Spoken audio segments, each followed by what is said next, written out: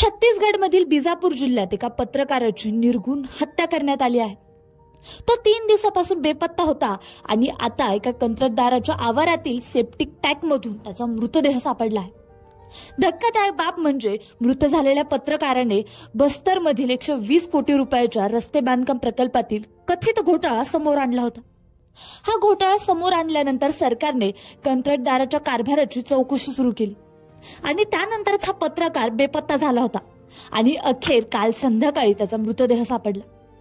पोलिसांनी दिलेल्या माहितीनुसार 1 जानेवारीच्या रात्रीपासून बेपत्ता असलेले 33 वर्षीय पत्रकार मुकेश चंद्राकर यांचा मृतदेह शुक्रवारी संध्याकाळी बिजापूर शहरातील चट्टनपार भागातील एका कंत्राटदाराच्या आवारातील सेप्टिक टँकमध्ये सापडला।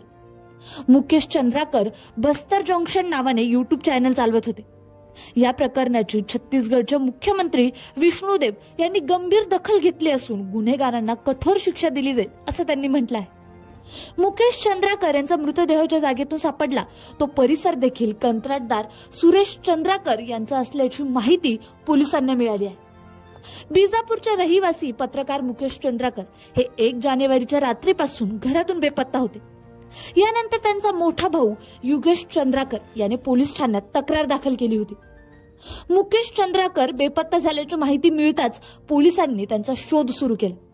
सुरेश यांच्या मोबाईल क्रमांकाच्या लोकेशनच्या आधारे मुकेश चंद्राकर हा कंत्राटदाराच्या आवारात असल्याची माहिती पोलिसांना मिळाली। या प्रकरणी पोलिसांनी काही जणांना ताब्यात घेतलं आहे। शुक्रवारी सायंकाळी 7 वाजण्याच्या सुमारास पोलिसांनी सेप्टिक टँकमधून मुकेश याचा मृतदेह बाहेर काढला। मृतदेहावर 8 ते 10 ठिकाणी जखमा आढळल्या। यावरून मृतदेह पाहून पत्रकाराची निर्घृण हत्या करण्यात आल्याचं स्पष्ट झालं आहे। डोक्याच्या मागच्या बाजूलाही जखमेच्या खुणा आढळल्या। हत्येनंतर मृतदेह सेप्टिक टँकमध्ये फेकून दिला गेला। यानंतर कोणाला त्याचा सुगावा लागू नये म्हणून त्यावर प्लास्टिक करण्यात आलं।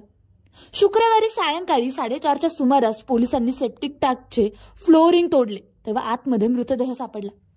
पीडित व्यक्तीच्या भावाने काल आम्हाला कळवलं की मुकेश 1 जानेवारीपासून बेपत्ता आहे। आम्ही कारवाई सुरू केली, सीसीटीव्ही फुटेज तपासले आणि त्याचे शेवटचे लोकेशन देखील सापडले। आम्हाला आज संध्याकाळी एका टाकीमध्ये मुकेशचा मृतदेह सापडला असे एका वरिष्ठ पोलीस अधिकाऱ्याने सांगितलं आहे।